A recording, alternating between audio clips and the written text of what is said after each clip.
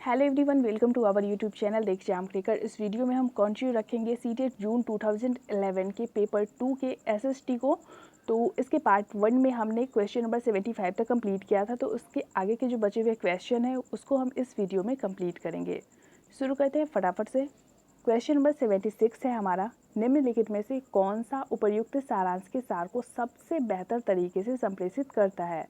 First option है आपका, जिस तरह से विद्यार्थियों को सामाजिक विज्ञान पढ़ाया जाता है वह उन्हें सामाजिक विज्ञान को गंभीरता से लेने में उत्साही नहीं बनाता।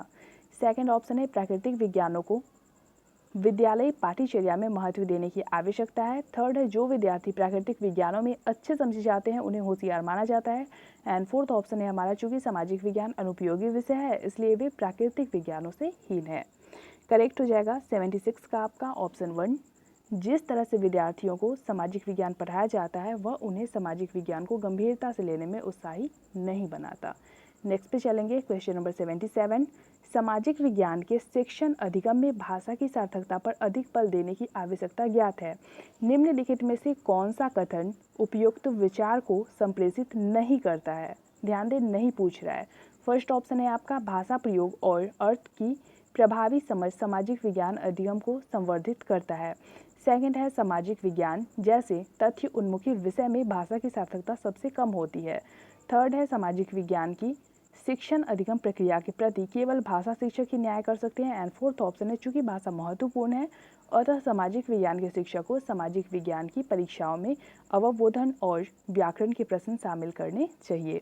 77 का करेक्ट आंसर हो जाएगा आपका ऑप्शन 2, क्योंकि यहाँ पे कहा जा रहा है कि सामाजिक विज्ञान जैसे तथ्य उन्मुखी विषय में भाषा की सार्थकता सबसे कम होती है, यानी कि भाषा की सार्थकता इसमें जरूरी नहीं होती। तो ये जो आंसर है इसका ये सही हो जाएगा इसके अकॉर्डिंग, क्योंकि यहाँ पे पूछ रहा है कि उपयुक्त कथन को कौन सा संप्रेषित नहीं करता है। अगला क्वेश्चन देखेंगे, क्वेश्चन नंबर 78। सामाजिक विज्ञान के बारे में निम्नलिखित में से कौन सा कथन गलत है।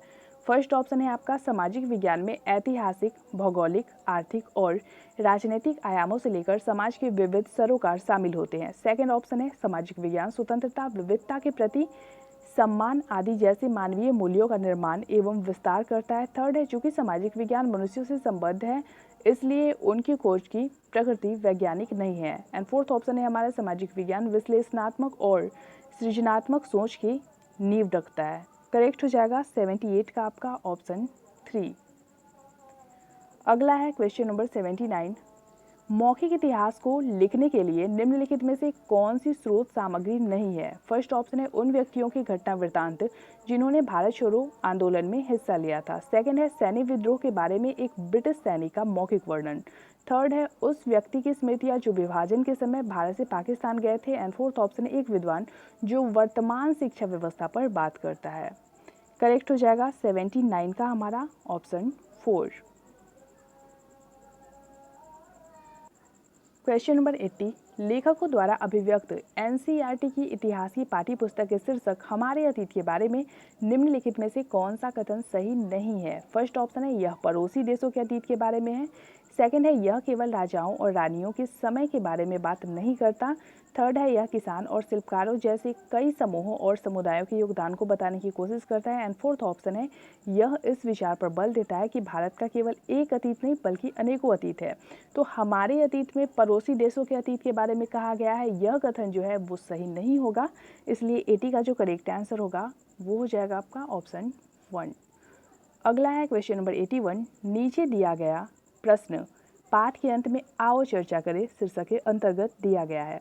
आपके विचार में साधारण पुरुष अथवा स्त्री अपने कार्यों का विवरण सामान्यतः क्यों नहीं रखते थे। इस प्रश्न को पूछने की सार्थकता क्या है। फर्स्ट ऑप्शन है आपका, इस प्रकार के प्रश्न अनुमान लगाने को प्रोत्साहित करते हैं इसलिए इन्हें नहीं देना चाहिए। सेकंड है, साधारण स्त्री पुरुष साधारण जीवन जीते थे, उनके पास ऐसा कुछ महान या महत्वपूर्ण सार्थक नहीं था जिसके बारे में वो लिखते। थर्ड ऑप्शन है, यह अच्छा है कि चर्चा प्रारंभ की जाए और विद्यार्थी अपने तर्क प्रस्तुत करें। एंड फोर्थ ऑप्शन है, वे प्रश्न जिनके तयशुदा उत्तर नहीं है उन्हें नहीं दिया जाना चाहिए क्योंकि ये प्रश्न विद्यार्थियों को भ्रमित करेंगे।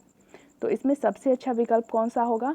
करेक्ट हो जाएगा 81 का आपका ऑप्शन 3। यह अच्छा है कि चर्चा आरंभ किए जाए और विद्यार्थी अपने अपने तर्क प्रस्तुत करें। अगला है क्वेश्चन नंबर 82। इनमें से कौन से प्रश्न विद्यार्थियों में आलोचनात्मक यानी कि तार्किक चिंतन को विकसित नहीं करेगा? फर्स्ट ऑप्शन है बंद उत्तर वाले प्रश्न, सेकंड है मुक्त उत्तर वाले प्रश्न, थर्ड है अन्वेषणात्मक यानी कि प्रोबिंग खोज संबंधी प्रश्न, एंड फोर्थ ऑप्शन है अभिसारी प्रश्न। तो करेक्ट हो जाएगा 82 का ऑप्शन 1। बंद उत्तर वाले प्रश्न जो होते हैं, जिनके उत्तर सीमित होते हैं, वो जो उस टाइप के जो प्रश्न होंगे वो बच्चों में आलोचनात्मक चिंतन जो है उसको विकसित नहीं करेंगे। अगला है क्वेश्चन नंबर 83। कक्षा में लैंगिक भूमिका के बारे में चर्चा करते हुए आप किस बात पर बल देंगे? फर्स्ट ऑप्शन है स्त्री और पुरुषों के लिए भिन्न व्यवसाय है, सेकंड है चूंकि लड़के आगे जाकर अपने परिवार के लिए धन अर्जन करेंगे अतः उन्हें विद्यालय जाना चाहिए, थर्ड है समाज में व्याप्त लैंगिक रूढ़िबद्धता को सार्थक रूप में संबोधित करने की आवश्यकता है, एंड फोर्थ ऑप्शन है घरेलू कामों को उत्पादक कार्य के रूप में नहीं देखा जाना चाहिए। 83 का करेक्ट आंसर होगा ऑप्शन 3, समाज में व्याप्त लैंगिक रूढ़िबद्धता को सार्थक रूप में संबोधित करने की आवश्यकता है। अगला है क्वेश्चन नंबर 84। एनसीईआरटी की सामाजिक और राजनीतिक जीवन पाठ्य पुस्तकों का उपागम है। फर्स्ट ऑप्शन है शिक्षार्थी को प्रश्न का एक सही उत्तर देना, सेकंड है पाठ की तथ्यात्मक विषय वस्तु पर शिक्षार्थियों का ध्यान आकर्षित करना, थर्ड है अवधारणाओं का उपसंहार करने के लिए परिभाषाओं का प्रयोग करना, एंड फोर्थ ऑप्शन है अवधारणाओं को स्पष्ट करने के लिए केस अध्ययनों और कथाओं का प्रयोग करना। करेक्ट हो जाएगा 84 का ऑप्शन 4। Question number 85। निम्नलिखित में से कौन सा प्रश्न विद्यार्थियों के आलोचनात्मक चिंतन कौशल को विकसित करने में मदद करेगा? फर्स्ट ऑप्शन है सभी संक्रामक रोग जल जनित होते हैं, सत्य अथवा असत्य बताइए, सेकंड है महिलाओं के कार्य पर दुगना बोझ पर टिप्पणी कीजिए, थर्ड है प्रदूषण को नियंत्रित करने के लिए सरकार द्वारा किए जाने वाले 2 उपायों को लिखिए, एंड फोर्थ ऑप्शन है भारतीय स्वास्थ्य और भारतीय शिक्षा में सरकार की क्या भूमिका है? करेक्ट हो जाएगा 85 का ऑप्शन 2, क्योंकि ऑप्शन 1, 3 एंड 4 के जो उत्तर होंगे वो सीमित हो सकते हैं, लेकिन महिलाओं के कार्य पर दुगना बोझ जो है उसका कोई सीमित उत्तर नहीं हो सकता, सब अपने अनुभव और तर्क के अनुसार इसका उत्तर दे सकेंगे। अगला है क्वेश्चन नंबर 86।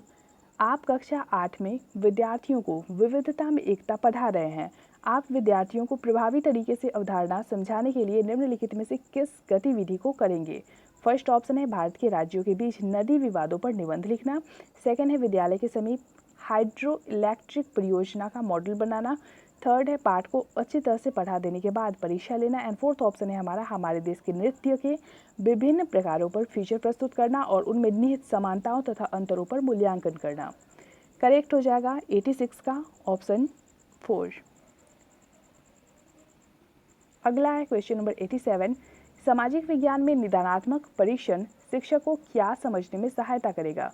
फर्स्ट ऑप्शन है प्रकरण का वह हिस्सा जिसमें विद्यार्थी ने कंठस्थ नहीं किया है, सेकंड है सामाजिक विज्ञान में विद्यार्थी सीखने संबंधी किन कठिनाइयों का सामना कर रहा है, थर्ड है पुनरावृत्ति किस प्रकार विद्यार्थियों की सहायता करती है, एंड फोर्थ ऑप्शन है उसके विद्यार्थी कितने बुद्धिमान है। 87 का करेक्ट आंसर हो जाएगा ऑप्शन 2। अगला है क्वेश्चन नंबर 88। माध्यमिक विद्यालयों में सामाजिक विज्ञान पढ़ाने के संदर्भ में कौन सा कथन सर्वाधिक अनुचित है? फर्स्ट ऑप्शन है सामाजिक विज्ञान पढ़ाना चाहिए क्योंकि यह मानवीय संबंधों की समझ अर्जित करने में मदद करता है, सेकंड ऑप्शन है सामाजिक विज्ञान पढ़ाना चाहिए क्योंकि यह सामाजिक यथार्थ के बारे में बच्चों को संवेदनशील बनाने में मदद करता है, थर्ड ऑप्शन है आपका सामाजिक विज्ञान पढ़ाया जाना चाहिए क्योंकि यह सामाजिक मुद्दों पर वाद विवाद करने और अपने विचार अभिव्यक्त करने में विद्यार्थियों की मदद करता है, एंड फोर्थ ऑप्शन है सामाजिक विज्ञान पाठ्यचर्या का हिस्सा होना चाहिए ताकि शिक्षार्थी राजाओं के जीवन और उनके बीच हुए युद्धों के बारे में जान सके। तो यहाँ पे 88 का करेक्ट आंसर ऑप्शन 4 हो जाएगा, क्योंकि ये जो है यहाँ पे जो कहा जा रहा है कि सामाजिक विज्ञान इसलिए पढ़ाया जाना चाहिए क्योंकि राजाओं के जीवन और उनके बीच हुए युद्धों के बारे में स्टूडेंट्स जान सके। ऐसा कोई नहीं है कि सिर्फ यही सीमित कारण होगा और सिर्फ इसीलिए सामाजिक विज्ञान पढ़ाया जाए। सामाजिक विज्ञान को पढ़ाने के और भी कई सारे रीजन्स हैं, इसलिए ये जो आंसर है ये गलत हो जाएगा, निगेटिव वे में चला जाएगा। अगला है क्वेश्चन नंबर 89। बच्चों के साथ गतिविधियाँ केवल तभी प्रभावी होती है जब फर्स्ट ऑप्शन है शिक्षिका यह नहीं जानती कि वह क्यों कर रही है, सेकंड ऑप्शन है शिक्षिका उन्हें अपनी पाठ्य योजना को पूरा करने के लिए करवाती है, थर्ड ऑप्शन है शिक्षिका गतिविधि आधारित अधिगम के लिए अपने प्रधानाचार्य के आदेश को पूरा करने हेतु दिखावे के लिए करती हैं। एंड फोर्थ ऑप्शन है उसका विश्वास है कि गतिविधि आधारित शिक्षा बच्चों की अवधारणा को समझने में मदद करती है। तो ऑब्वियसली ये जो है काफ़ी अच्छे से समझाया गया है, ऑप्शन 4 राइट हो जाएगा इसका। अगला है क्वेश्चन नंबर 90, निम्नलिखित में से कौन सा सामाजिक विज्ञान अनुदेशात्मक प्रक्रिया का हिस्सा नहीं होना चाहिए। फर्स्ट ऑप्शन है योजना, सेकंड तथ्यों का श्रुतलेख, थर्ड ऑप्शन है प्रतिपुष्टि तंत्र एंड फोर्थ ऑप्शन है क्रियान्वयन। करेक्ट हो जाएगा 90 का आपका ऑप्शन 2 तथ्यों का श्रुतलेख।